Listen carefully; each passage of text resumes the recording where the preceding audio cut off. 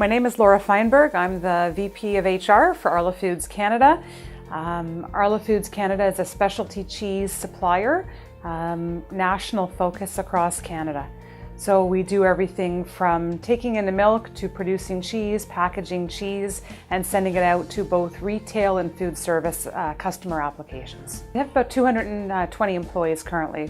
Actually, a friend of mine through my child's network at the time was working there and had talked to me casually about some of the training programs that were being put together. And I remember one specifically, I think it was called Saving the Titanic, she described, and it just sounded very engaging and, you know, very sort of real life, inspirational. And I heard more, and at that time Arla was launching leadership training programs.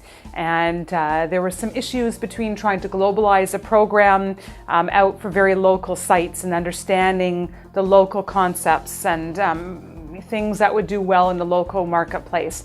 And so what we wanted to do was to take the global content and engage a local provider and sort of localize all of that. And we had some initial discussions with Doug Bulger. We're very interested and spent time with him subsequently designing and redesigning to fit our local needs. So I'd say it was a fairly good experience.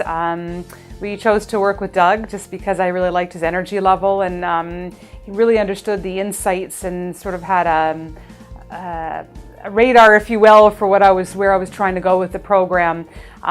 So it was a very positive experience, meeting on several occasions to, you know, go through the global content and fine-tuning for key messaging we wanted for Canada. Meeting to go through pitfalls and barriers and what would work and not what didn't work. We launched it on a pilot group and then expanded from there. And so what really worked well was we were able to tweak with subsequent groups of people.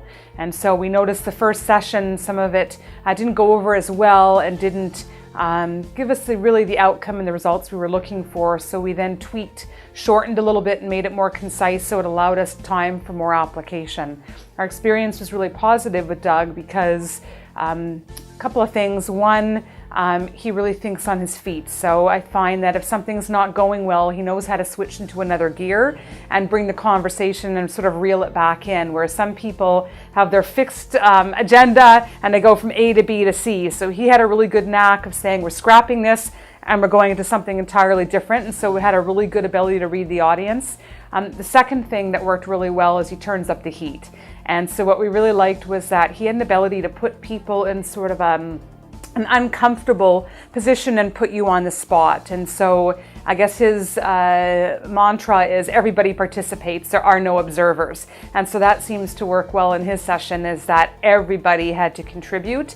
And if you were quiet, you knew you were going to be selected. So really enjoyed the energy level, you know, made an attempt to shake it up to make sure that it was high energy, that we were taking away some good outcomes and constantly challenged the group to think beyond just the low-hanging fruit and the flowery answers, but really get deep with Arla examples. So not just sort of textbook, but what you find at Arla. And so we used a lot of real-life scenarios for what we saw in our business and worked through those. So it was very experiential. I think probably a lot of the meaningfulness was Doug's follow-up after the fact.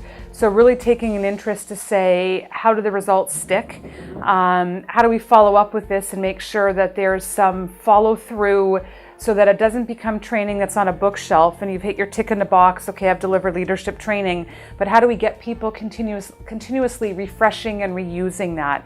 So very meaningful to then think of strategies as takeaways for the participants to help them think about what they're going to do next, how are they going to keep it top of mind, what's the next evolution of the training. So a lot of training courses you go to, you finish, you complete, and that's it. With us, we then took it to a new level and actually created a coaching buddy system. And for a while afterwards, in the first year post-training, had coaching buddies assigned for each person so they would follow up and talk about, you know, feedback to each other, debriefing, that sort of thing. I think a sense of energy. In the training we used the offset of the Myers-Briggs, which is the colors inventory, which was a simpler format to really recognize behaviors and styles and approaches. And one of the immediate impacts is that we made that quite visible. So everybody in their office had something in there, whether it was a stuffed animal or something, that would show some significance to your colors. So people would walk into your office or your cubicle space and instantly know your style, and they would know how to then approach your style and how to, adapt to that person's needs. And so, something like that was very meaningful because people were buzzing about it. You walked into somebody's office, somebody had something as silly as an M&M stuffed animal that was orange, and we knew they were an orange personality. And so it was an engaging, people were talking about it for a while. It got a lot of water cooler chat time. So it kept it alive and it kept it interesting. Probably somebody that went out of their way to understand the Arla culture. Because Doug Bolger worked quite often with us, and we had launched programs in Canada and the US, and then some subsequent coaching programs to also understand some poor barometer results and how to debrief and how to really get to the root cause of that to move the organization forward. It was a knack of understanding the culture, and it wasn't it wasn't a one-size-fits-all approach. Everything was sort of a very unique design for you. Let me understand your levers in the business and work to develop tools and resources to, achieve the outcome you're looking for. So really it was a lot of it, a good upfront needs analysis, meeting key players in the business, really understanding what makes us tick, and then just being a bit infectious with the personality to, passion to want to deliver good results for Arla. Probably the time investment up front, the networking, the really talking about industry. There was a lot of good sharing even before the training. This is what I'm seeing. Here's some other partners that I've worked with. So a lot of sharing on what's the trends that we see out there in the business. Perhaps that you don't see with others, the willingness to want to provide value for you outside of the training. So it was really seen as a partnership and not just here's the training, here's where we're making our money and partnering, but what value can we bring outside of that? Engaging.